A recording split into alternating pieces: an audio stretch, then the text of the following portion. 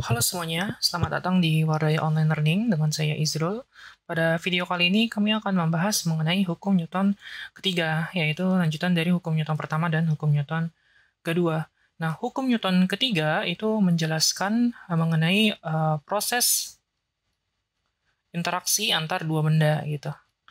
Proses interaksi antar dua benda. Interaksi seperti apa benda-benda ini seperti itu. Nah, bila kita tinjau, misalkan di sini ada sebuah tembok gitu ya.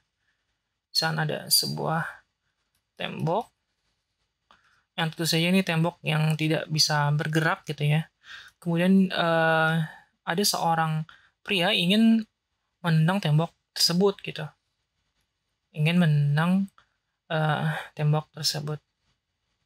Maka gaya atau tendangan yang diberikan oleh pria ini terhadap tembok gitu ya, misalkan F1, maka si kaki pria ini akan mengalami kesakitan gitu ya, kesakitan.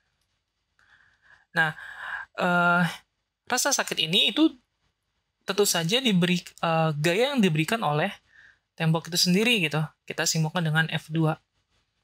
Nah, gaya interaksi inilah yang Newton pikirkan bahwa ada gaya balik gitu ya, ada gaya reaksi yang dihasilkan dari suatu interaksi antar dua benda gitu. Katakanlah dua benda itu adalah benda P gitu ya, benda P dan benda Q gitu. Yaitu gaya yang diberikan oleh pria terhadap tembok dan juga gaya yang diberikan tembok terhadap pria sehingga pria tersebut kesakitan gitu. Maka proses ini itu dinamakan sebagai hukum Newton ketiga. Nah, apabila benda P mengerjakan gaya pada Q gitu, maka benda Q juga akan memberikan gaya terhadap benda P yang besarnya sama tentu saja, namun arahnya berlawanan. Maka konsep ini disebut sebagai dengan gaya aksi reaksi gitu. Jadi Newton pada hukum ketiganya merumuskan konsep gaya yang disebabkan oleh kita gitu akan menghasilkan gaya yang reaksinya itu sama gitu dan berlawanan arah.